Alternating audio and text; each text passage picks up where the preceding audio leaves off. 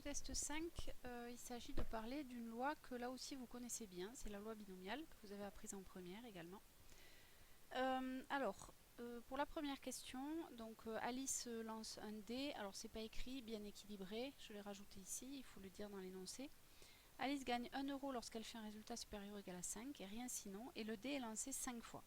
Et on note G son gain total, donc il faut la loi de G, son espérance, sa variance, son écart type. Alors, on rédige comme il y a écrit dans la situation type et rédaction. Donc voilà une façon de rédiger par exemple.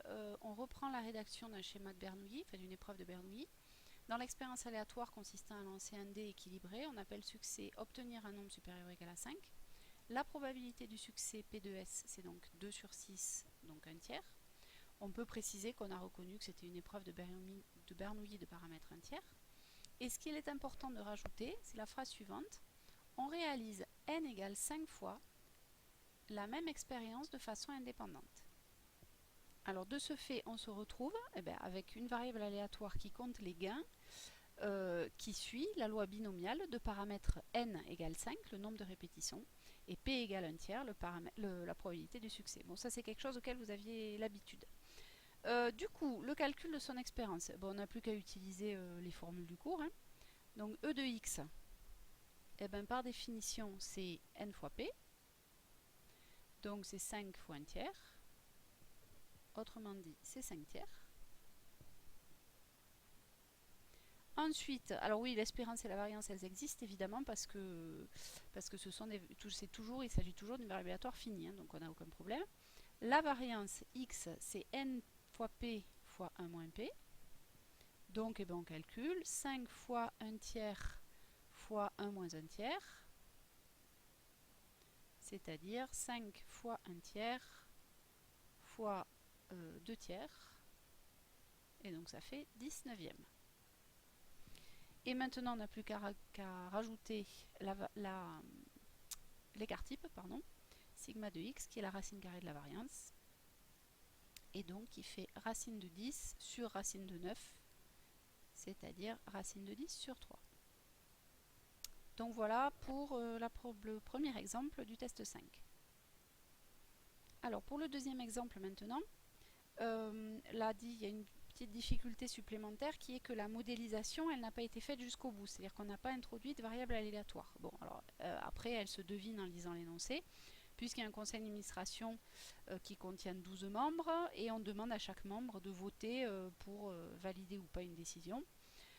Donc on se doute que c'est une répétition 12 fois d'une même expérience. Donc voilà comment on peut rédiger la chose. On peut dire dans l'expérience aléatoire, qui consiste à choisir un membre du CA, on appelle succès l'événement S, le membre choisi est d'accord avec la décision.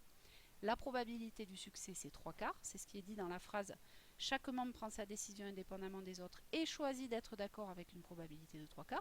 Voilà, c'est en lisant l'énoncé. Donc là, on a une épreuve de Bernoulli.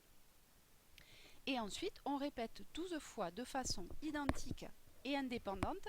Alors pourquoi indépendante? Parce que dans la phrase que je viens de prononcer juste avant, il y avait la phrase « Chaque membre prend sa décision indépendamment des autres ». Donc c'est ce que j'ai écrit là. Du coup, la variable aléatoire qui compte le nombre de succès, donc là il faut l'introduire, elle n'est pas dans l'énoncé, il faut avoir l'idée de l'introduire, qui compte le nombre de succès, et bien elle suit une loi binomiale de paramètre n égale 12, le nombre de membres du CA, et p égale 3/4, la probabilité de succès. Et à partir de ça, alors on demande le nombre moyen de membres qui acceptent et la probabilité que la décision soit validée. Donc, première chose, le nombre moyen de membres qui acceptent, en fait c'est l'espérance de x, c'est le nombre moyen de succès quand on va réaliser l'expérience. Donc ce qu'on demande, c'est E de x. Donc E de x, c'est n fois p, donc c'est 12 fois 3/4, et comme 12 c'est 4 fois 3, ça fait 9. Donc ça veut dire qu'en moyenne, 9 membres sur les 12 sont d'accord. Alors, ce qui peut éventuellement poser un problème par rapport à l'énoncé, puisque une décision est validée lorsque 10 au moins des 12 membres est d'accord. Donc en moyenne, il n'est pas sûr que la décision soit acceptée. C'est pour ça que la question suivante, elle se pose. Quelle est la probabilité que la décision soit validée? Alors, la décision est validée à partir du moment où 10 membres au moins sont d'accord. Donc 10 membres au moins sont d'accord. Je l'écris, 10 membres au moins sont d'accord. Ça correspond à l'événement. Et bien, x supérieur ou égal à 10. C'est-à-dire le nombre de membres qui sont d'accord supérieur ou égal à 10. Donc ce qu'on demande, c'est la probabilité que x soit supérieur ou égal à 10. Alors là, évidemment, on arrive à un truc un peu pénible. L'année dernière, vous le faisiez, ce genre de choses, vous utilisiez la calculatrice. Voilà, parce que vous, dans votre calculatrice, vous aviez la loi binomiale qui était enregistrée dedans. Alors la calculatrice, elle ne calculait pas P de x plus grand que 10, mais P de x plus petit que 10. Mais bon, vous faisiez 1 moins P de x inférieur ou égal à 9, et c'était gagné. Bon, mais là, vous n'avez plus la calculatrice, donc il faut starter les calculs à la main. Donc c'est parti, ça nous fait P de x égale 10, plus P de x égale 11, plus P de x égale 12. Et là, eh ben, il faut connaître la formule. Et puis on l'utilise. Donc P de x égale 10, c'est 10 parmi 12 fois, donc c'est P de x égale k, je vous rappelle, c'est k parmi n, P puissance k, 1 moins P puissance n moins k, c'est ce qui est dans la définition 6. Donc 10 parmi 12 fois, alors P, 3 quarts à la puissance 10, fois 1 moins 3 quarts, alors 1 moins 3 quarts, pour aller plus vite, on va l'écrire 1 quart, hein, c'est pareil, fois 1 quart à la puissance n moins p, c'est-à-dire 12 moins 10, donc 2. Plus p de x égale 11, c'est parti, 11 parmi 12, fois p puissance k, donc 3 quarts puissance 11, fois 1 moins p, c'est-à-dire 1 quart, à la puissance n moins 1, c'est-à-dire n moins 11, pardon, c'est-à-dire 12 moins 11, donc 1. Pour rappel, il faut que les puissances ici, leur somme, ça soit égal à n, ça soit égal à 12. Plus la dernière, 12 parmi 12, fois 3 quarts puissance 12, fois 1 quart puissance 12 moins 12, mais 12 moins 12 ça fait 0, donc je le laisse écrit comme ça. Bon, alors eh ben, c'est parti, il faut faire le calcul. 10 parmi 12, c'est parti. Alors évidemment, l'année dernière, vous ne pouviez pas écrire ça, parce que 10 parmi 12, vous ne saviez pas le calcul à main, vous n'aviez pas la formule avec les factoriels, mais maintenant vous l'avez.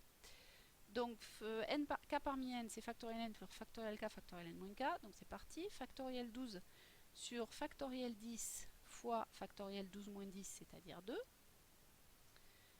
fois 3 quarts puissance 10, alors il va y avoir des puissances de 3 quarts à factoriser évidemment, fois 1 quart au carré, plus, alors 11 parmi 12, on peut aller plus vite, 11 parmi 12, c'est pareil que 1 parmi 12, donc on peut directement écrire 12. Fois, alors, 3 quarts puissance 10, on va le mettre comme ça, on va l'isoler, fois 3 quarts, et puis fois 1 quart, comme ça on pourra les mettre en facteur après. Plus 12 parmi 12, ça fait 1, et donc là on va écrire 3 quarts puissance 10 fois 3 quarts au carré. Alors, factorisons ça. D'abord, ce truc-là, il faut l'arranger un petit peu. Factoriel 12 sur factoriel 10, ben ça fait 12 fois 11 fois factoriel 10. Alors, je vais je vais l'écrire ici, parce que sinon je ne vais plus avoir la place.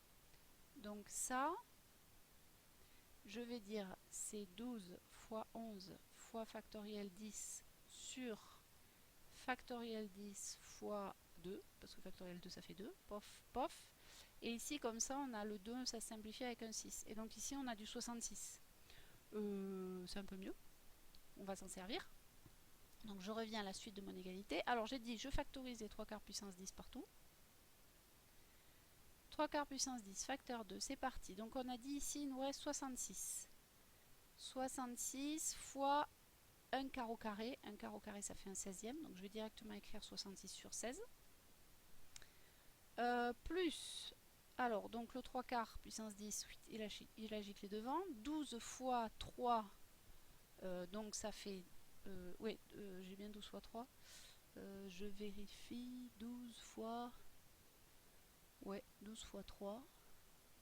Donc ça fait 36 sur 16.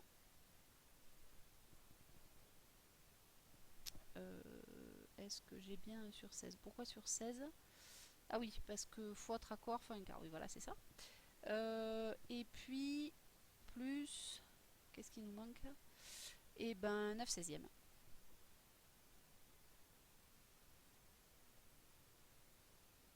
voilà pour ça. Et il nous reste donc à terminer le calcul. Ça nous fait du 3 quarts que multiplie.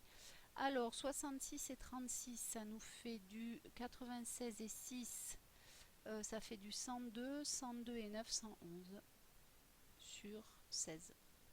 Et comme 111 et 16 ont aucun diviseur en commun, et ben voilà, on a le résultat, P de x supérieur ou égal à 10, c'est donc 3 quarts, hop, j'ai oublié, puissance 10, fois 111 sur 16. Alors évidemment, on n'a pas de valeur approchée, il faudrait faire, le produit de 3 quarts puissance 10, c'est pas possible. Voilà, donc ça fait un nombre vraisemblablement pas très grand. On peut maintenant passer à la question 3 de ce test 5. Alors, dans cette question-là, on demande, on modélise le nombre annuel d'accidents d'un automobiliste par une loi binomiale de paramètres NP. Alors, la première N, donc c'est le nombre de fois où l'utilisateur utilise sa voiture, et P, c'est la probabilité d'avoir un accident à chaque utilisation. Alors, on demande le modèle est-il pertinent, c'est-à-dire en fait, est-ce que le modèle peut, est-ce que la fréquence des accidents peut être modélisée par cette loi. Alors, parmi les hypothèses, la seule qui peut être mise en cause, c'est les répétitions indépendantes. Donc, le modèle ne sera pertinent qu'à condition que la survenue d'un accident lors de la prise du véhicule par le conducteur n'influe pas sur les chances de la survenue d'un nouvel accident la fois suivante. Voilà. Il faut qu'il y ait une indépendance des accidents les uns par rapport aux autres. Et dans ce cas-là, on peut éventuellement faire cette modélisation. Alors, on dit le nombre moyen d'accidents est de 2,6, la variance de 1,96, il faut en déduire NP. Donc là, en fait, on a à résoudre un petit système d'équations. Puisqu'on sait que E de x c'est n fois P, et que V de x c'est n fois P fois 1 moins P, et puisqu'on nous donne E de x et V de x dans l'énoncé, eh ben on obtient le système suivant. Alors, il n'est pas très très beau, hein, ce système. Ici, on peut voir qu'on a n fois P, donc on va pouvoir obtenir 1 moins P, donc là on va pouvoir exprimer n en fonction de P, 2,6 sur P, et ici on va pouvoir avoir 1 moins P qui est égal à 1,96 sur n fois P, c'est-à-dire sur 2,6. Alors évidemment c'est pas très beau, ça fait 196 sur 260. Alors 196 sur 260, si on veut, on peut le simplifier maintenant. C'est pas forcément obligé, on peut calculer P aussi d'abord, c'est peut-être un peu plus malin. Alors donc ça nous fait P égale 1 moins 196 sur 260, c'est-à-dire 64, ça fait 260 moins 196 sur 260, 64 sur 260, pardon, et ça on peut le simplifier, ça nous fait 16 sur 65. Hop, sur 65. Donc maintenant on peut calculer N, 2,6 sur 16 sur 65, hop. Et donc c'est pareil que 2,6 fois 65 sur 16. Bon, ça aussi c'est pas merveilleux, c'est pas très très beau. Non, en plus je me suis trompée. Est-ce que je me suis trompée? Non, ça a l'air d'aller. Voilà. Bon, alors ce truc là, c'est pareil, on peut le simplifier. Alors si on le simplifie, comment est-ce qu'on peut faire? On peut écrire que 2,6 c'est 26 dixièmes, donc 26 dixièmes fois 65 sur 16.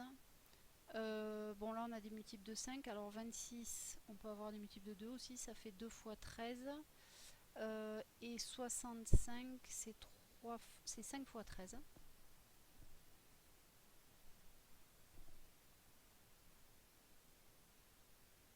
Voilà, sur 2 fois 5 fois 16. Donc les 5 on peut les simplifier, les 2 aussi, ça fait du 13 au carré sur 16. Donc sur du 169 sur 16, c'est-à-dire à peu près 10. Bon, ce qui fait qu'en fait, voilà, on a n égale 10, p égale 16 sur 65, donc ça c'est la probabilité d'avoir un accident à chaque prise de la voiture. Ça c'est le nombre de prises de la voiture. C'est quand même, annuellement, c'est pas très pertinent quand même. Bon, le nombre annuel d'accidents, on prend pas sa voiture que 10 fois par an. Voilà, mais enfin ça peut être un calcul de modélisation. Et voilà, c'est terminé.